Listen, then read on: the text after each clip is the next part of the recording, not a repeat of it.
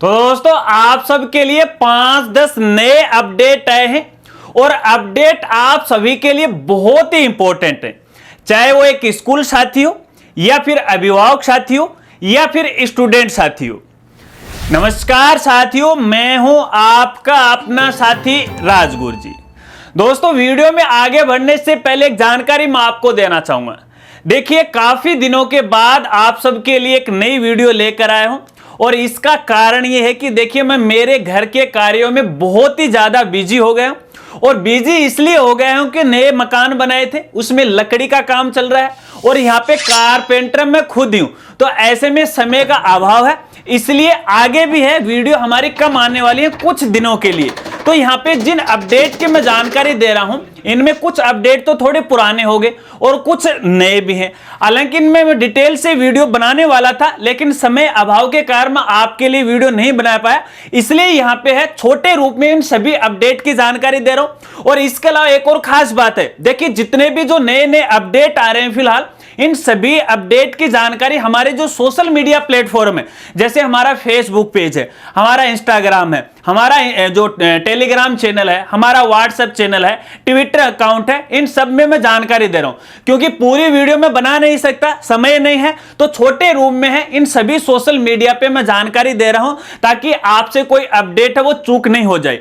तो सभी जो हमारे सोशल मीडिया प्लेटफॉर्म है उन पर भी आप विजिट कर सकते हो या फॉलो कर सकते हो, सभी का लिंक आपको वीडियो के डिस्क्रिप्शन में मिल जाएगा। चलिए अपडेट की शुरुआत करते हैं और सबसे पहला जो अपडेट है सबसे इंपॉर्टेंट है और अपडेट है कक्षा 5वीं 8वीं एग्जाम 2024 के रिजल्ट को लेके। जैसा कि आप सबको पता है दोनों ही कक्षाओं का जो रिजल्ट है वो 30 मई 2024 को है, लेकिन इसमें से कुछ स्टूडेंट का रिजल्ट ही नहीं आया। जब स्टूडेंट का रिजल्ट देखते हैं तो यहां पे नो डेटा फाउंड का एक मैसेज आता है, एरर मैसेज आता है।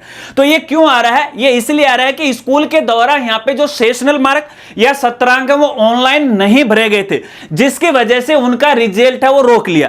तो ऐसे स्टूडेंट जिनका रिजल्ट अभी नहीं आया है और स्कूल के द्वारा सत्रांक नहीं भरे गए हैं उनको विभाग के द्वारा एक बार फिर और मौका दिया गया और सत्रांक भरने की जो लास्ट डेट है वो 3 जून 2024 तक है। यदि आपने अभी तक नहीं भरे हैं सत्रांक तो भैया जल्दी से भर लीजिएगा, उसके कुछ दिन बाद है आपके बालक बालिका या फिर स्टूडेंट का रिजल्ट है वो आ जाएगा। चलिए दूसरे अपडेट की शुरुआत करते हैं और दूसरा जो अपडेट है आरबीएसई बोर्ड से। और दोस्तों जैसा कि आप सबको पता है कि अभी 29 मई 2024 को कक्षा 10वीं का रिजल्ट आया एग्जाम 2024 का। तो ऐसे में काफी सारे जो स्टूडेंट हैं अपने रिजल्ट से खुश भी हैं, लेकिन बहुत सारे ऐसे स्टूडेंट हैं जो अपने रिजल्ट से नाखुश हैं। तो जो भी स्टूडेंट अपने रिजल्ट से नाखुश हैं तो वो कॉपी रीचेकिंग के लिए आवेदन है वो भर सकते हैं और कॉपी रीचेकिंग की जो लास्ट डेट है वो 8 जून 2024 तक है सामान्य शुल्क के साथ, और लेट फीस यानी दुगुने शुल्क के साथ ये जो डेट रहेगी वो 13 जून 2024 तक रहेगी। आपको मैं यहां पे बताना चाहूंगा कॉपी रीचेकिंग के लिए मात्र 10 दिन का समय आपको मिलता है और ना ही बोर्ड के द्वारा इसकी डेट है वो बढ़ाई जाती है। तो आप 8 जून 2024 से पहले पहले कॉपी रीचेकिंग का फॉर्म है वो भर दीजिएगा। और यहां पे मेरे पास लगातार सोशल मीडिया के सारे मैसेज आ रहे हैं कि हमने ये जो कॉपी रीचेकिंग का फॉर्म है वो फिलअप किया लेकिन पेमेंट भी कट गया, इन प्रोग्रेस दिखा रहा है, पेमेंट भी नहीं कटा तो क्या करूं? तो आपको मैं यहां पे बताना चाहूंगा अगर पेमेंट आपके अकाउंट से नहीं कटा है तो इसका मतलब है कि आपका फॉर्म फाइनल सबमिट नहीं हुआ जब तक यहां पे पेमेंट नहीं कटेगा। और जिनका पेमेंट कट गया है और प्रोग्रेस यहां पे दिखा रहा है तो उनको 24 से लेकर 48 घंटे तक वेट करना चाहिए। अगर फिर भी आपकी समस्या का समाधान नहीं होता है तो भैया इनकी हेल्प मेल है, उस पर आपको मेल करना है, इनके कॉलिंग नंबर है उन पे आपको कॉल करना है, जैसा कि मैंने यहां पे आपको स्क्रीन पे दिखाया है, आपकी समस्या का समाधान हो जाएगा।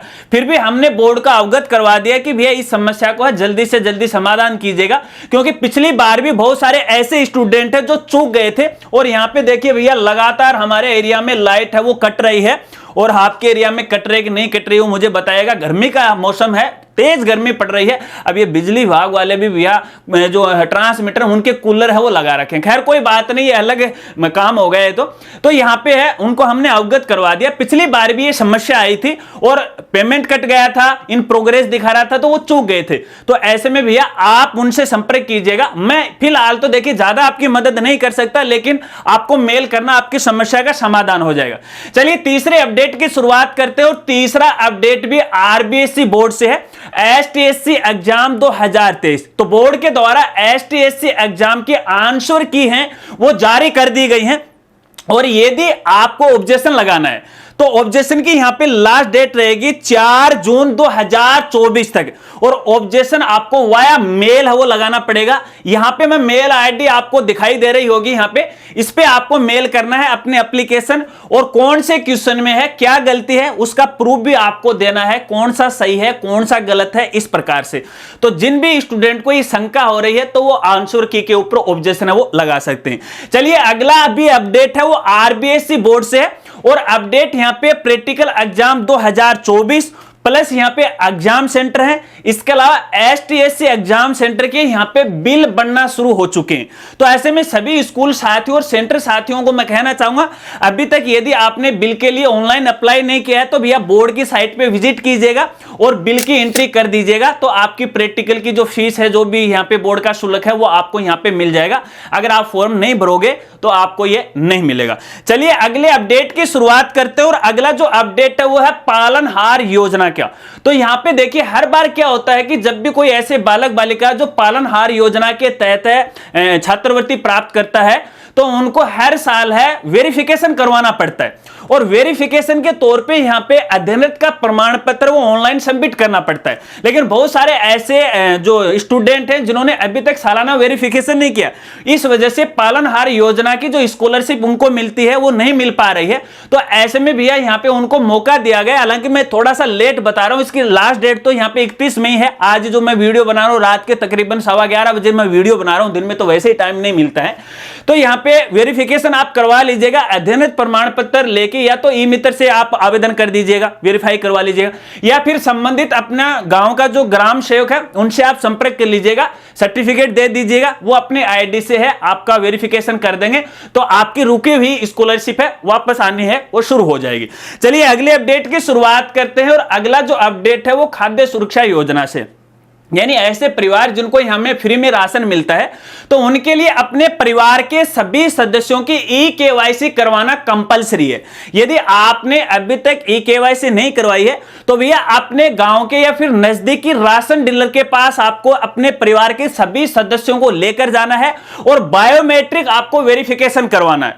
अगर आप ये बायोमेट्रिक वेरिफिकेशन नहीं करवाओगे तो भैया आपकी ये जो खाद्य सुरक्षा के तहत जो राशन मिलता है वो आगे नहीं मिलेगा। देखिए ये केवाईसी इसलिए शुरू की गई है, फिलहाल थोड़े दिन पहले ही कुछ नए राशन कार्ड के अंदर नाम जोड़े गए थे खाद्य सुरक्षा के तहत, तो ऐसे में उनका वेरिफिकेशन किया जा रहा है। तो अगर आप वेरिफिकेशन नहीं कराओगे तो आपका ये राशन है वो रुक जाएगा। तो इसलिए जल्दी से जल्दी आप करवा लीजिएगा। हालांकि मैं डिटेल में जानकारी देने वाला था लेकिन समय अभाव के कारण मैं जानकारी नहीं दे पाया।